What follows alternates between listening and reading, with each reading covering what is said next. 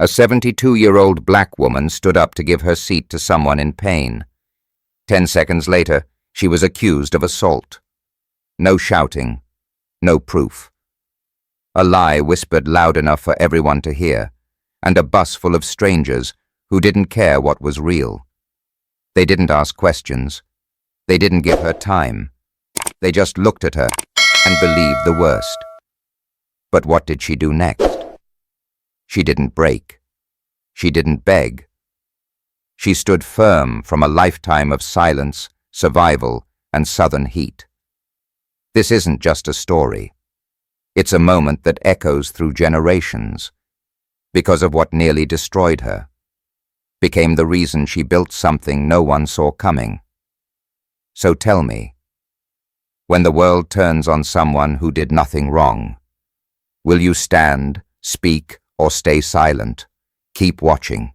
This isn't over. She gave up her seat. 10 seconds later, someone called her a criminal. No warning, no reason, just fear, loud and fast, like thunder in a church. The bus kept moving, but every stare hit her like glass. A white woman groaned, clutching her stomach. People pointed. It was her. That word again. Her, as if 72 years of kindness meant nothing in the heat of Baton Rouge. Lillian stood still, not because she was guilty, but because she'd seen this scene before. In 1961, it took her brother's future.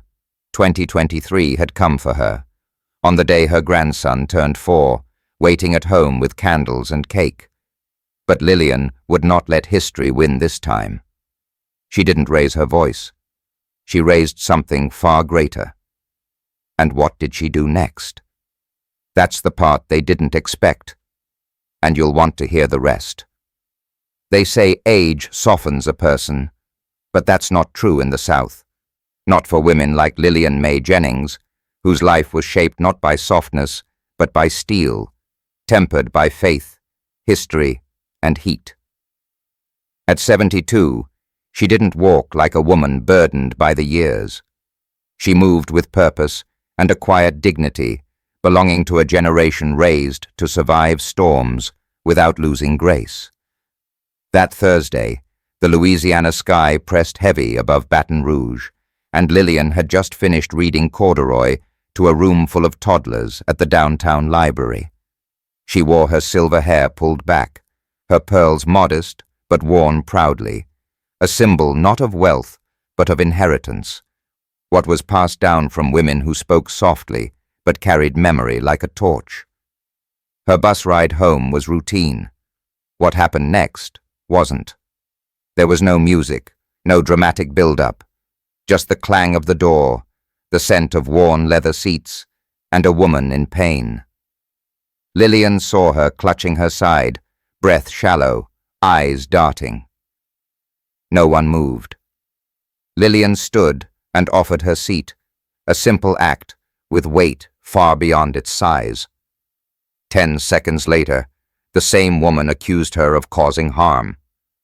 It was quick, almost casual, like flipping a light switch that changed how everyone saw her.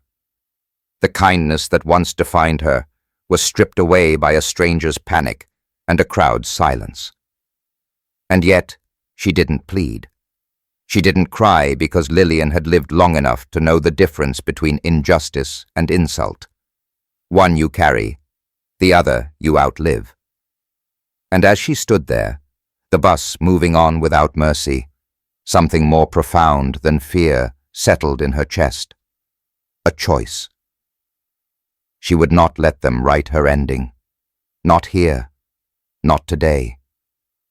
Because something greater than anger stirred in her. A truth she had waited her whole life to prove. And this time, she would.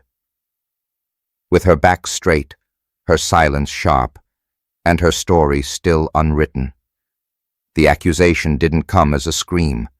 It slid into the space between breaths, quiet and surgical. "She did something to me," the woman whispered, still clutching her stomach, sweat blooming along her hairline. At first, No one responded. But silence rarely stays still in a world conditioned to flinch before it thinks. Eyes shifted.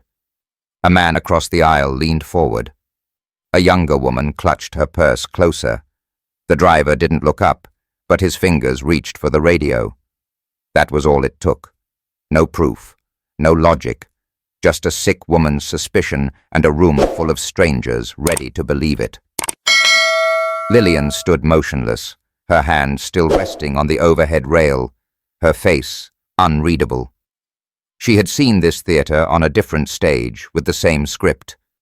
The details changed, but the roles stayed fixed. She was the threat. The shadow, the easy answer. A lifetime of kindness couldn't outshout that old American fear, the kind that doesn't ask, wait, or care.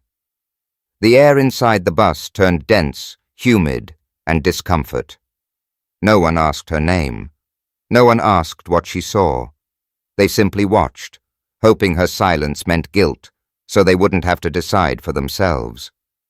But Lillian wasn't afraid, not in the way people expected. She had known real fear on voting days in the 60s, when police dogs barked louder than ballots, and in hospital waiting rooms where no one called your name unless you looked like theirs. This moment wasn't fair. It was fire. It was the old, quiet burn of a woman tired of being misread, mislabeled, and mistaken. She could have yelled. She could have cried. She did neither. Hing went to speak, and went to let the world choke on its assumptions. Somewhere behind her, the radio crackled to life. But Lillian didn't flinch. She had already decided. If history were repeating itself, then this time it would end differently. It wasn't the accusation that cut her deepest. It was the reaction. The world shifted a few seconds after the woman's voice quivered its claim. Lillian felt it, like a door silently closing. The man across from her no longer met her eyes. The woman behind her moved one seat down. Another passenger coughed, not from illness, but from discomfort, as if proximity to her might stain them. No one said a word, but everyone said something. They said it with glances, posture, and the quiet erosion of trust. And just like that, the space around her thickened with doubt. Lillian had given up her seat. That was the only fact. Everything after that was feeling, and people trusted fear more than memory. She had lived long enough to know this wasn't about her. Not really. It was about what people brought with them, their history, bias, and need for someone to blame when things got strange. She was a stand-in for every story they'd half heard, every headline they misunderstood, every scar they hadn't bothered to trace. But she wasn't anyone's cautionary tale. Not today. Her hands remained still, but inside, a war was unfolding. She thought of her grown daughter, and how often she had warned her. They'll smile at you, baby, right up until the moment they don't. She thought of her brother, quiet in court, wrongfully accused. She thought of the hymn her mother used to hum when people forgot their kindness. If I hold my peace, let the Lord fight my battle. And yet here she stood, not praying for vengeance, not waiting to be saved, but knowing, with aching clarity, that her silence was not submission. It was resistance, not loud, not sharp, but steady. The bus kept moving. No one moved with it. All eyes were on her, not to understand her, but to define her. And still, she didn't blink. And then, just as the silence began to thicken into something unbearable, it cracked. She didn't do anything, a voice called from the back, clear, firm, female. The kind of voice that doesn't ask permission to be believed. All heads turned. A mid-50s, sun-browned, sharp-eyed woman stood up from her seat near the back door. A grocery bag rested at her feet, eggs peeking through a thin paper tear. Her hand was steady, but her voice carried a tremble, not of fear, but of someone tired of watching good people go down quietly. "I saw her," she said. "She gave up her seat. That's all. This woman was already sick. Y'all just didn't notice until you had someone to point at." Lillian's eyes locked with hers. She didn't know this woman, but in that second, they knew each other like kin. It wasn't just what she said. It was what she interrupted. A story that was almost finished being written. A lie that had nearly become fact. The driver turned toward the rear view. Someone near the sick woman cleared their throat. The air shifted, not cleared, not forgiven, but shifted. And in that moment, something even more powerful than truth took root. Doubt in the right direction. The paramedics arrived minutes later. The woman's pain was real, but unrelated. Heat exhaustion, a bad lunch, nothing sinister. She murmured something. Maybe, "I'm sorry." Lillian didn't answer. She didn't need to. But deep down, she knew. Sometimes, the most radical thing a person can do is speak up when it would be easier to look away. Have you ever seen something wrong and said nothing? Why do you think so many people stay silent even when they know the truth? Because that's what Lillian had faced. Not just one false accusation, but the weight of a crowd that chose comfort over courage. She didn't rush home, not out of anger and not out of pride. Just something in her legs, something older than tired, a weight that doesn't show up in X-rays. The sky had begun to soften, dusk melting into the edges of the Baton Rouge skyline.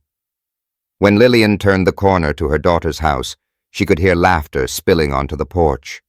A helium balloon bobbed against the railing. The scent of barbecue drifted toward her like a hymn. Elijah, her 4-year-old grandson, saw her first. He ran down the steps barefoot, wearing a paper crown and a shirt with jelly stains. "Grandma, you're late!" he cried, arms flung open. "I know, baby," she said, crouching with more grace than most would guess. "But I'm here now." He dragged her toward the table, where a small cake waited. Blue frosting, 4 candles, and his name written slightly crooked. The family had been holding off. "He refused to blow without you," her daughter whispered with a wink. Elijah took her hand. "Help me, okay?" So together they leaned in, her silver curls brushing his brown ones, and blew. One flame stayed flickering. They laughed and tried again, both puffing till it vanished. That moment, it wasn't dramatic, it wasn't loud, but it stitched something back together in her. Later, as the boy tore through wrapping paper and danced to songs only he knew, Lillian sat on the porch with a paper plate on her lap and a knot loosening in her chest. Sometimes the world misnames you, misreads you, tries to shrink you to a headline. But in moments like this, with cake crumbs on your skirt and a child's hand still warm in yours, you remember who you are, and no one gets to take that from you. The following week, Lillian walked into the downtown library with a notebook under her arm and a question that wouldn't leave her alone. What do we do with the things that almost broke us? She didn't want revenge. She didn't want to be pitied. What she wanted, perhaps she needed, to make space for what had almost happened, to give shape to the silence she had carried, and to invite others to lay down theirs. So she spoke to the branch director, a younger woman who'd once called Lillian her favorite storytime reader. By that Friday, Room B was booked. 1 long table, 12 chairs, 1 open door. She called it Front Row Fridays. Every week at 5 p.m., she placed a simple sign on the table. "If you've ever been misunderstood, sit here." At first, only 3 people came. An older man who hadn't spoken to his sister in years, a school bus driver who'd once been wrongly blamed for a child's injury, a woman who had stayed silent when she should have stepped in, and never forgave herself for it. They told their stories. They didn't interrupt. They listened deeply. The following week, there were 9, then 15. People brought folding chairs, and someone brought banana bread. The stories weren't always polished, but they were honest. Lillian never lectured. She didn't need to.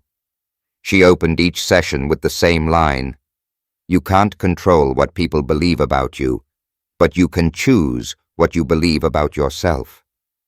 In that room, where no one needed to be perfect, people found something rare. Not answers, but acknowledgement. Not justice, but community. Because sometimes, healing doesn't come from clearing your name. It comes from naming what tried to erase you, and still being here anyway. By the 8th Friday, they had to move out of the library. Room B couldn't hold them anymore. Someone offered the church basement across the street. Someone else brought folding chairs from home. People came early, stayed late. What started as 12 voices around a wooden table had grown into something else entirely, a chorus of once silenced stories finally being heard. Lillian never called herself the founder. She said she was just the first one to show up. But those who came each week began to see her as more than that. She was an anchor, the quiet heartbeat of something bigger than herself. One Friday, a high school teacher shared how a student's silence during a protest had changed his view of courage. Another time, a former police officer confessed he'd walked away from a call too soon, and lived with that shame for 20 years. No one argued. No one is ashamed. They just listened. And week by week, something softened in the air between them, like grief exhaling. Lillian watched from her usual seat, near the end of the circle, hands folded in her lap, pearls glinting softly under fluorescent lights. She didn't say much. She didn't need to. Because what she had once endured alone on that bus had now become a room full of people who'd learned how to stand up. Some for the first time, some all over again. She had not cleared her name in the way the world often demands, but she'd begun to change everything by giving others a name for their pain. Elijah was too young to understand what had happened on that bus. At 4, the world was still measured in birthday candles and storybooks. But Lillian knew. One day, he'd ask. He'd ask why some people flinch at kindness. Why does doing the right thing feel like standing alone in a room full of stairs? Why didn't his grandmother speak when they accused her? And when that day came, she wanted to give him more than an answer. She tried to give him a map. So she started writing again. Not the big stories, not Selma or marches or laws, just the small ones. The neighbor who brought cornbread after Lillian's husband passed. The librarian who always saved her favorite chair. The moment on the bus, not the accusation, but the decision not to break. Sometimes, Elijah would sit on the porch with her, a toy truck in one hand, a juice box in the other. He didn't say much. He leaned against her knee like he belonged there. He did. She'd run her fingers through his curls and think, "Let me give you a world better than mine, not by what I shout, but by what I refuse to let silence erase." Because legacies don't always come wrapped in speeches or monuments. Sometimes, they come through with a steady hand on your shoulder, through the calm voice that says, "You're enough," even when they doubt you. And one day, when Elijah asks, she'll smile, tilt her head and say, "I gave up my seat, and I kept standing." It took Lillian decades to understand something most folks spend a lifetime running from. That justice, Real justice doesn't always look like headlines or handcuffs. Sometimes it seems like survival. Sometimes it looks like stillness when everything in you wants to scream. She used to think being right meant being heard, that if she just found the words, people would listen. But now, watching her community gather weekly, sharing stories they'd buried for years, she realized the truth was quieter than she imagined. It didn't need applause. It needed space. It needed trust. And more than anything, it required time. She knew what it was to be doubted, to be called too calm, too soft, as if restraint were weakness. But she also knew the strength it takes not to fight back in the way the world expects. What the woman on that bus had taken from her, for a moment, was not her dignity, but her breath. And she had chosen, with great care, how to use the next one. We don't always get to choose the stories people tell about us, but we get to choose the story we live and the one we leave behind. So she lived it with grace, with open hands, with silence when it counted, and a voice when it mattered. Because in the end, the point isn't to prove them wrong. The fact is to stay true, even when the room turns cold.